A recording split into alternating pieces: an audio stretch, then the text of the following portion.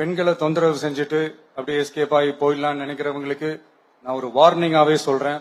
சிங்கப்பெண் அதிரடிப்படை திட்டம் அது வந்து நிறைய பேர் சொல்லிக்கிட்டே இருக்காங்க. ஆனா அப்படின்னா என்ன, அவங்க என்ன பண்ணுவாங்க, அவங்க என்னென்ன நடவடிக்கை எடுப்பாங்க அப்படின்னு சொல்லி நிறைய பேருக்கு தெரியல. சோ அதை சொல்றதுக்காக தான் இந்த வீடியோ மேக் பண்ணிருக்கேன். ஃபுல் வீடியோ ஸ்கிப் பண்ணாம பாருங்க.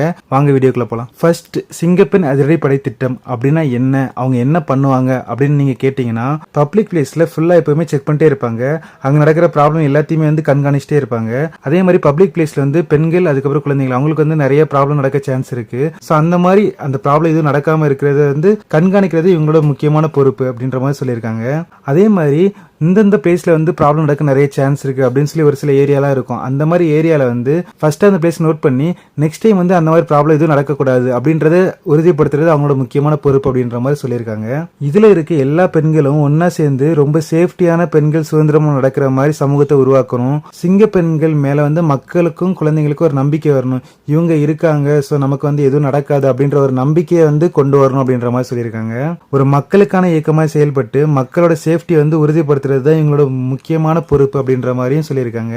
இதுதான் வந்து சிங்கப்பெண் அதிரடிப்படை திட்டம் இருக்குல்ல, அதுல இருக்க காவலர்களோட முக்கியமான பொறுப்புகள். சரி, ஓகே, என்ன பண்ணுவாங்க அப்படின்றத நம்ம டீட்டெயில்டா இதுல பார்த்துட்டோம். இதுக்கப்புறம் தளபதி விஜய் அவங்க வந்து இன்னைக்கு வந்ததுக்கு அப்புறம் ஒரு ஸ்பீச் கொடுத்திருந்தாங்க. அதை பத்தி நான் பார்க்கலாம். ஃபர்ஸ்ட் அவர் வந்தார்ல, வரும்போது அவருக்கு வந்து நல்ல மரியாதை செலுத்தி அவரை வந்து வரவேற்றாங்க.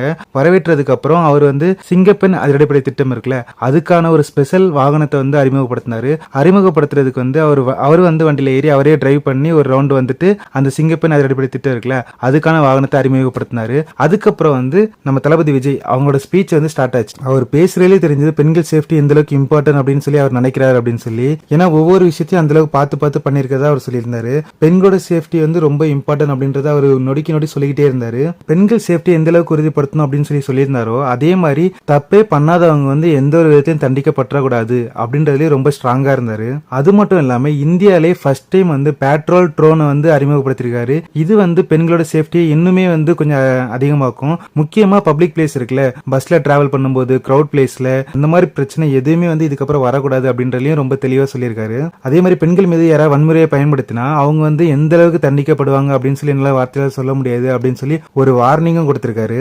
இந்த திட்டத்தை தொடங்கி வைக்கிறது கிட்டத்தட்ட 354 கோடி வந்து அரசு சார்பில் ஒதுக்கி இருக்காங்க.